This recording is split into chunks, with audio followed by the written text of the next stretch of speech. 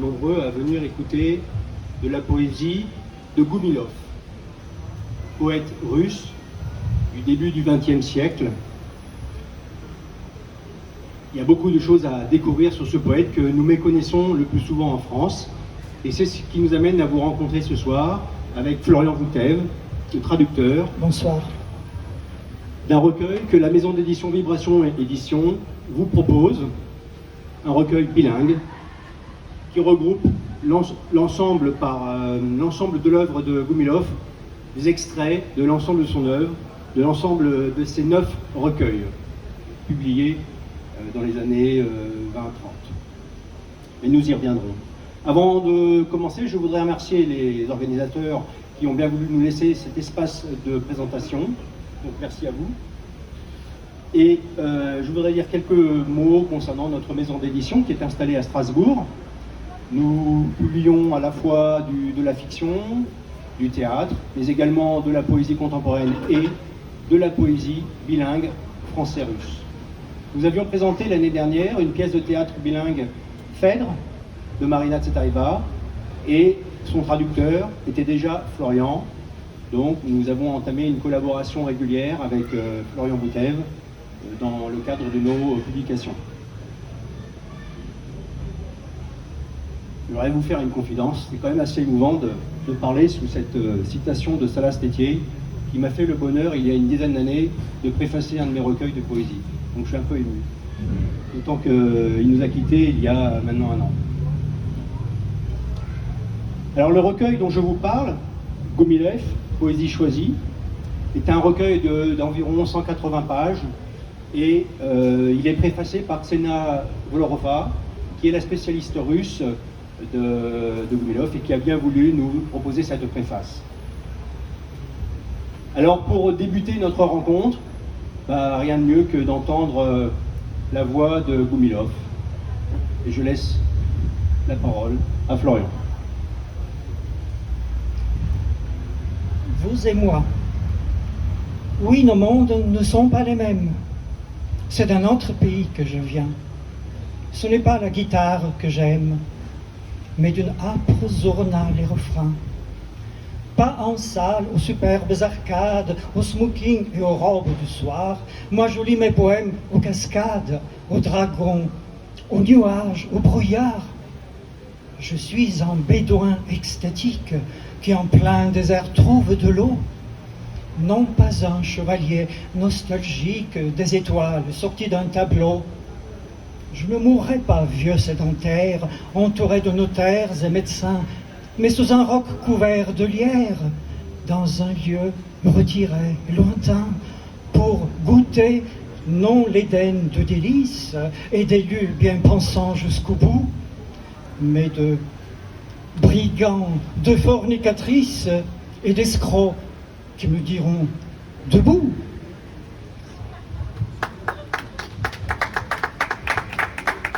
Merci. Cher Florian, qui est Goumilov? Pourquoi votre choix s'est-il porté sur lui cette année? Les vers que vous venez d'entendre laissent transparaître l'image de quelqu'un qui ne rentre pas dans le moule. Caractère rebelle, tempérament indomptable, grand nomade, avec son goût du lointain, hostile aux sentiers battus, visionnaire, conscient non seulement de sa vie et de sa poésie peu ordinaire, mais aussi qui pressent une mort qui ne sera pas tout à fait comme celle des autres. Qui est Goumilov? C'est un grand inconnu pour le lecteur français. Il reste encore dans l'ombre de sa première femme, Anna Akhmatova, célèbre poétesse russe, beaucoup plus traduite et lue en français. Pourtant, c'est le plus européen des poètes russes. Il mérite d'être mieux connu en France.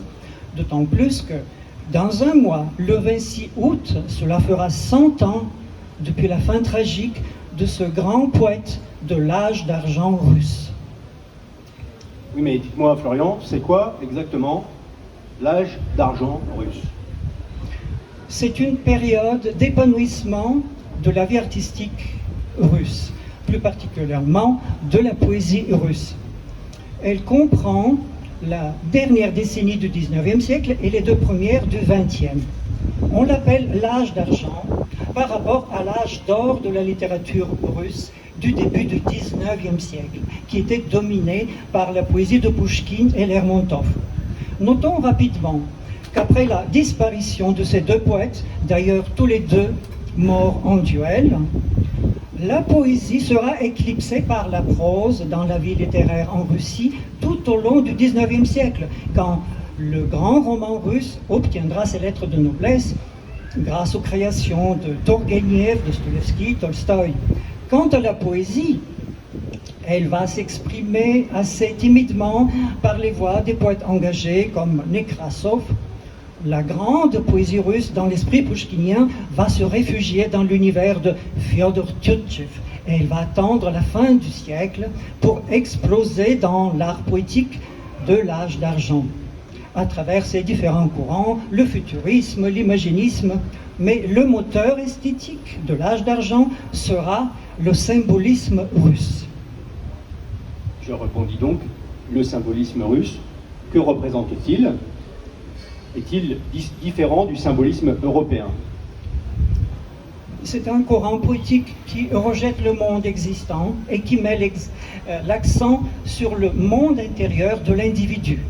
Vers la fin du XIXe siècle, les poètes russes renoncent à l'art engagé, ils cessent de se préoccuper de la misère du peuple et ils commencent à chanter des dames blanches, des arrière-mondes évanescents et mystérieux. Ils s'inspirent justement de la poésie de Fyodor Tyutchev, mais aussi et surtout des philosophes religieux russes. Philosophes religieux, ça fait presque un oxymore. On sait qu'en Europe, depuis la Renaissance, la philosophie et la religion sont séparées.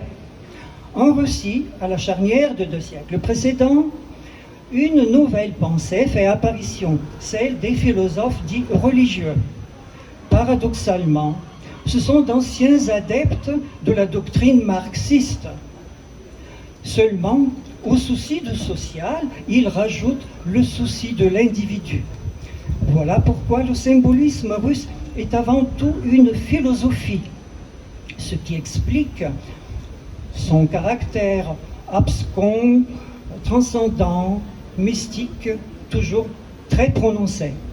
Un grand poète de l'époque, Valéry Bryousov, qui est l'un des fondateurs du symbolisme russe, définit ce courant comme de la poésie des allusions, qui est la seule qui puisse accéder au règne du divin sur terre. C'est le reflet des sphères les plus élevées de la nature humaine.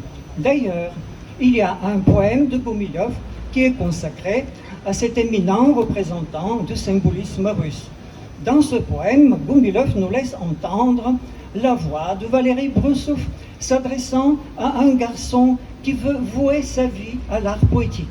Ce garçon, bien sûr, c'est Goumilov lui-même. Écoutons-le. Il s'appelle « Le violon enchanté ». Cher garçon, tu es allègre, ton sourire est magnifique. Ne demande pas l'extase qui détruit comme un poison. Tu ne sais pas. Tu ne sais pas qu'un violon et sa musique sont les affres d'une vie qu'on leur voue jusqu'à l'abandon. Chez celui qui a un violon, entre ses mains impérieuses, l'insouciance qui fait luire ses yeux à jamais s'éteint. Les enfers adorent ouïr ces mélodies majestueuses, et des loups voraces rôdent sur les pas du musicien. En vibrant, ses cordes chantent, pleurent de joie et d'amertume. L'archer doit toujours se tordre, s'emporter éperdument. Quand il fait doux, quand il vente, quand, grondant, la mer écume, quand le beau chant, couchant son flamme, quand flamboie tout frais l'Orient. Lorsque sans entrain, sans force, un instant, ton chant s'efface, car tu n'as ni voix ni souffle, pétrifié dans ta stupeur. Dans la rage frénétique, aussitôt, les loups voraces, dans ta gorge enfoncent leurs crocs et leurs griffes dans ton cœur. Là, tu vois que tout ce qui chante n'est qu'une gouaillerie amère. Et alors un effroi tardif s'installe dans tes yeux. Tel un linceul, tombe sur toi un froid triste et mortifère. Ta promise fond en larmes, ton ami devient soucieux. Mon garçon, vas-y, ta route vers aucun trésor ne mène. Mais je vois, cela t'amuse, tes beaux yeux sont deux rayons. Va avec ton violon, dompte les esprits de la géhenne, et péris, martyr illustre, en jouant de ton violon. Ça mérite des applaudissements.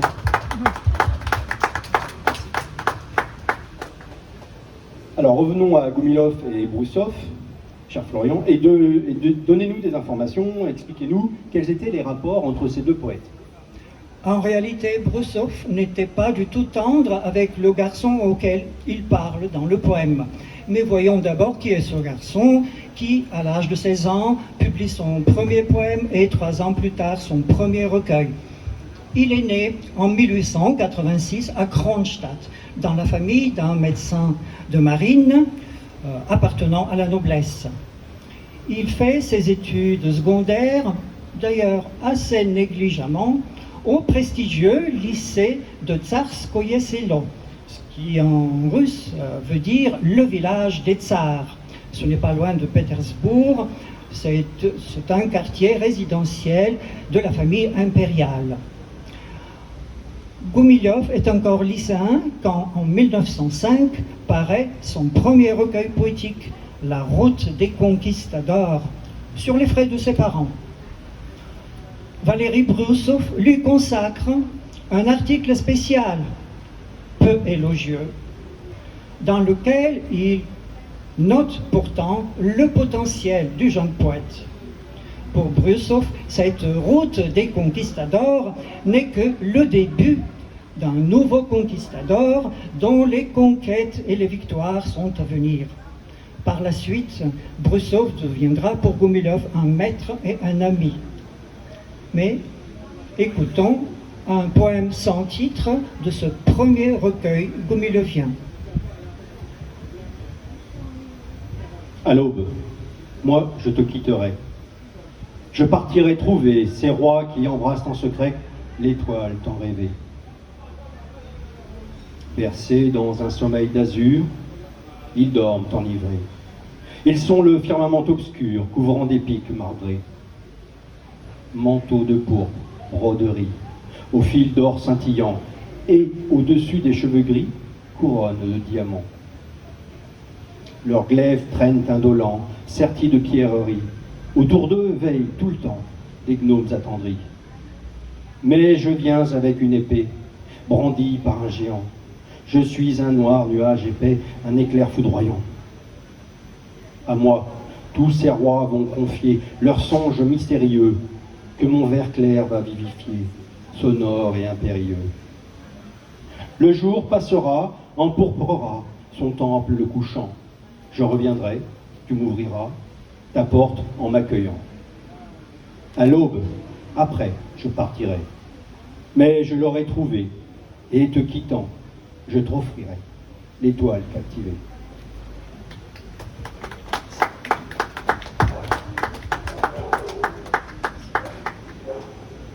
Florian, comment peut-on définir ce poème en un seul mot?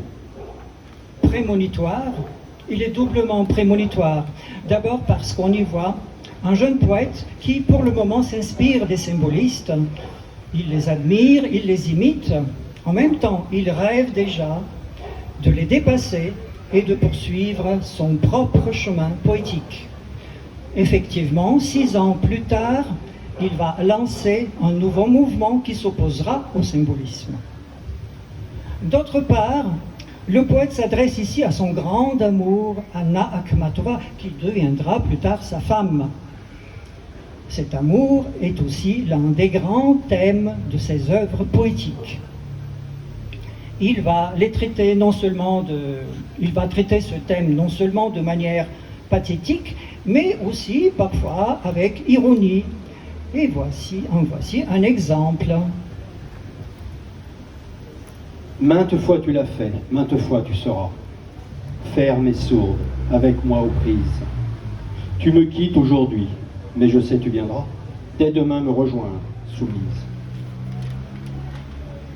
Ne sois pas étonné, cher ami en fureur, bel ennemi que l'amour exaspère. Si les cris de l'amour sont des cris de douleur, les baisers sont des joies sanguinaires.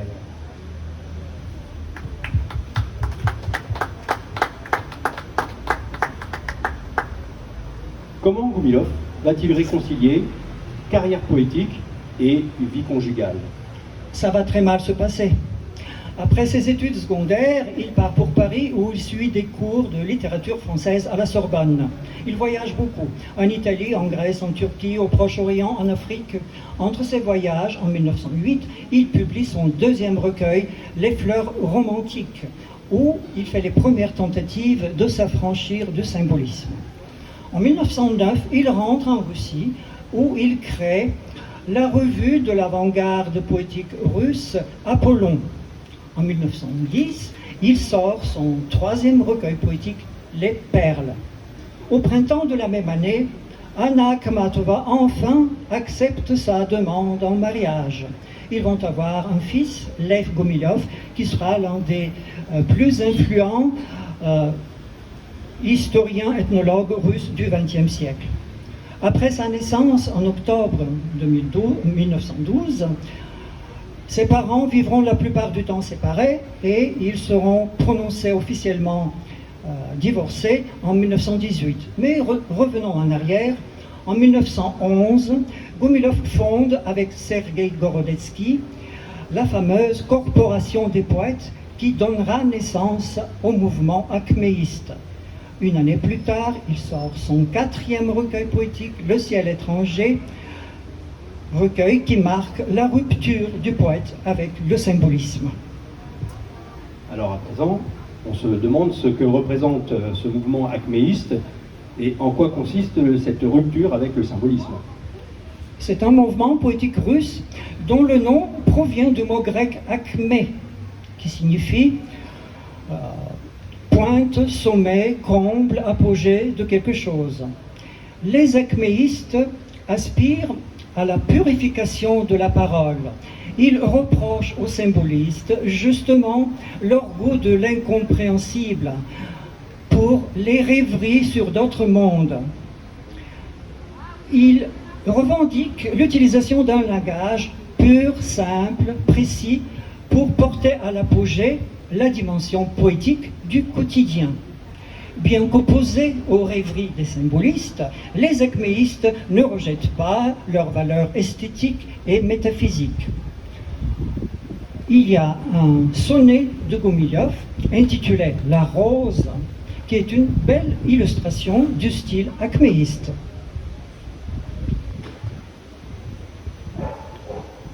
Les vers fleuris de houblon odorant, on se les interdit, comme de vieux rêves.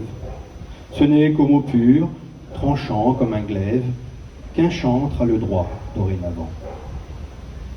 Mais à la rose qui reste à l'autel, oubliée lors d'un adieu plein d'amertume, posée exprès sur ce vieux volume de strophes qu'avait composé Rudel.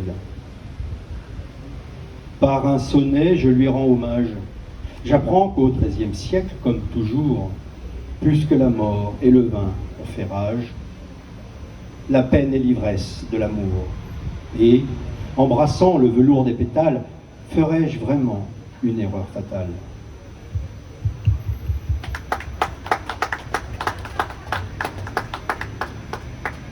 Comment va évoluer l'acméisme et quelles traces ce mouvement va-t-il laisser dans la poésie russe? L'effervescence acméiste va subir un ralentissement lors du déclenchement de la Première Guerre mondiale. Après la Révolution d'octobre, les acméistes seront évincés et leur destin deviendra encore plus précaire sous la dictature stalinienne. Certains vont émigrer, d'autres vont rester en Russie soviétique, mais pour longtemps, ils ne pourront pas publier comme Anna Akhmatova. Il y en aura aussi qui vont périr dans les camps de concentration comme Ossip Mandelstam. Le grand mérite de l'acméisme, c'est d'avoir donné à la littérature russe des poètes remarquables qui seront plus tard connus dans le monde entier. Florian, donc, quel est le destin de Goumilov pendant la guerre et après la Révolution d'Octobre? Dès les premiers jours de la guerre de 14, Goumilov se fait engager volontairement comme soldat pour prendre part à ces combats. Il reçoit 2 fois la croix de Saint-Georges pour ses exploits militaires. Il ne quitte pas la plume et en 1916, il publie son 5e recueil, Le ciel étranger, où il s'affirme définitivement comme poète acméiste. La même année, il est promu officier et au printemps de 1917, il est rattaché au corps expéditionnaire russe en France. 1 an plus tard, il rentre en Russie où les bolcheviks ont déjà pris le pouvoir. En 1918, il publie presque en même temps 2 recueils. Le Feu, composé de poèmes écrits avant octobre 1917, et Le Pavillon de porcelaine, qui sublime la finesse et la sagesse de la culture asiatique orientale. En été 1900, il donne des cours à l'Institut du Mort-Vivant, il crée un atelier, la Coquille sonore, où il enseigne la composition poétique. En été 1921, il sort son recueil Le Chapiteau, qui réunit des poèmes sur le thème des voyages africains. Quelques semaines plus tard paraît le dernier recueil du poète, où son art lyrique atteint son apogée. Goumilov est arrêté le 3 août, accusé de complot monarchiste et vite condamné au peloton d'exécution. Il est fusillé le 26 août 1921. Aujourd'hui, on ignore où se trouve sa sépulture.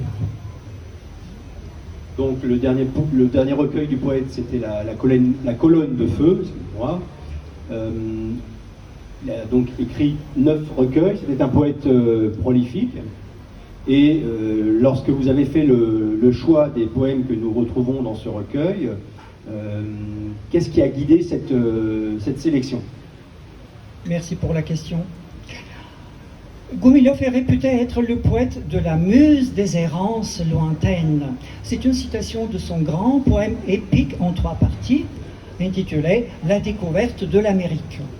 Cette muse des errances lointaines entraîne constamment le poète vers des voyages dans l'espace et dans le temps, dans le réel et dans l'imaginaire, dans son univers intime et dans l'immense monde extérieur. C'est elle qui a dû l'accompagner dans son ultime voyage quand il devait passer des ténèbres de l'existence à la lumière de l'immortalité. Je n'ai pas répondu à votre question. C'est justement cette muse des errances lointaines qui m'a guidé, moi aussi, dans mon choix pour des poèmes pour ce recueil. Rendons-lui hommage et finissons sur une note plus sereine, voire drôle. Je vous propose 2 poèmes très courts dans lesquels cette muse a des avatars un peu surprenants. Nous allons vous les lire, Jean-Marc et moi, tout d'abord moi en russe et lui en français, pour vous donner une petite idée de la subtilité du travail du traducteur qui cherche à reproduire les rimes et les rythmes des originaux. Dans le premier poème, ces 2 poèmes, la muse prend les contours de la fameuse statue de la victoire de Samothrace au musée du Louvre. Et voici son texte en russe.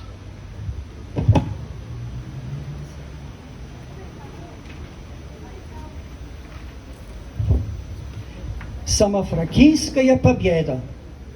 В час моего ночного бреда ты возникаешь пред глазами. Самофракийская победа с простертыми вперед руками. Спугнув безмолвие ночное, рождает головокружение твое крылатое, слепое, неудержимое стремление. В твоем безумно светлом взгляде смеется что-то, пламенея, и наши тени мчатся сзади, поспеть за нами не умея.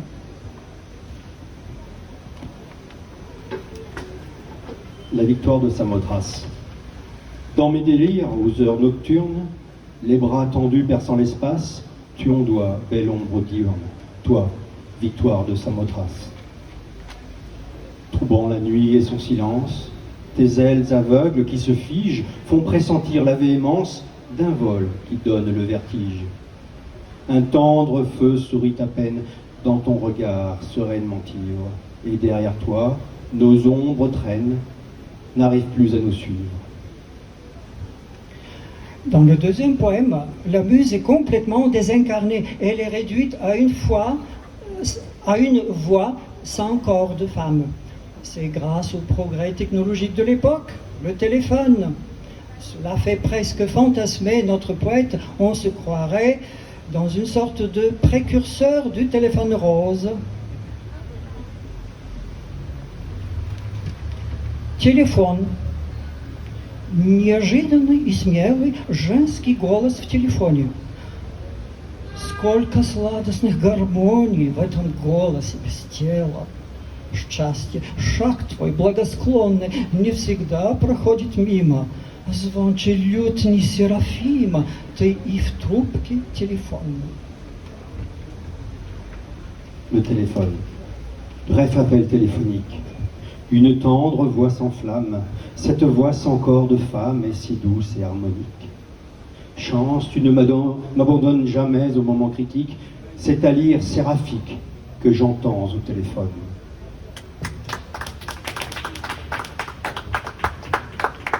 Merci de votre attention.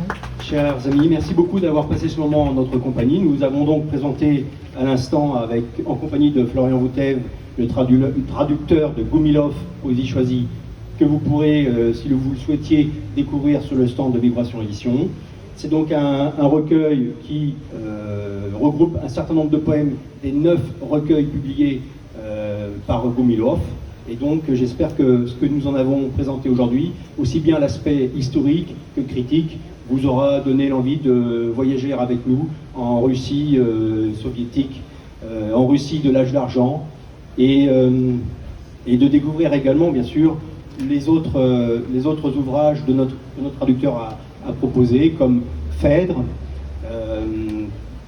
et qui vous le proposera aussi l'année prochaine. Vous découvrirez dans cette collection bilingue français-russe des pièces qui sont finalement inédites en français, aussi bien Goumilov, avec la quantité de textes que vous y trouverez, mais aussi l'année dernière nous avions proposé Severianine, qui n'est pas traduit en français. On vous a proposé d'autres textes, comme un dramaturge russe qui s'appelle Lev Luns, Les singes arrivent, des choses qui demandent à être connues et que je vous invite à venir découvrir auprès de nous. Et je voudrais remercier Florian pour son travail, pour sa mémoire. Plaisir.